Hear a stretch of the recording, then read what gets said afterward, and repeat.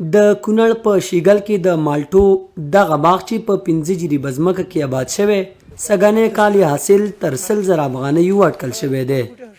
خاوند یې وایي پخوا کلونو کې یې همدلته کوکنار کرل خو اوس یې کلنی حاصل دومره دی چې د کورنۍ ژوند یې پرې چلیدلی شي.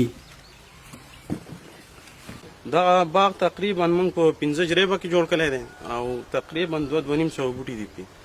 ماشاءالله حاصل یې د نورو فصلونو ښه دی. کال کې دغه 80,000 افغانۍ فصل مو کوم د نورو په نسبت د غنمو په نسبت دا ښه دی. دی وایي د حاصل ټولولو په وخت کې تر 10 بېوزلو کسانو ته د کار زمینه هم برابره کړې او د ښه حاصل برکت دی چې ډېرو نورو کروندګرو هم د باغونو جوړولو ته مخه کړې ده.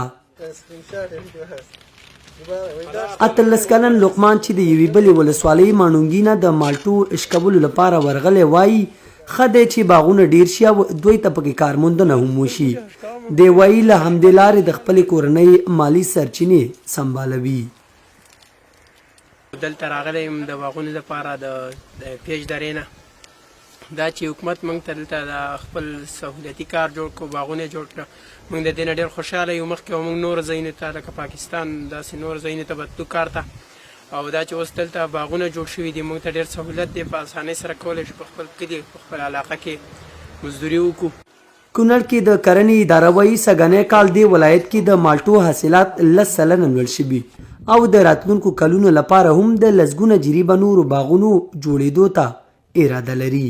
د دې چې د خوشبختانه د تیر کال په نسبت باندې 10 سلنه یا 10% زیاتوالی کړی دی. هغه هم څه علتونه لري چې یو خو د بزګرانو خواري ده تکلیف دی بل هغه علاقمندي ده او بل هغه تخنیکي کسانو چې دوی ته کوم مشورې ورکړل دي هغه په صحیح شکل باندې هغه عملي کړي دي او بل علت دا دی چې هغه کم باغونه چې نال شو هغه هم څه کال نور نوي هم په حاصل باندې راغلی نو په دغه اساس باندې د تیر کال په نسبت باندې یو 10 سلنه زیاتوالی په حاصلاتو کې راغلی.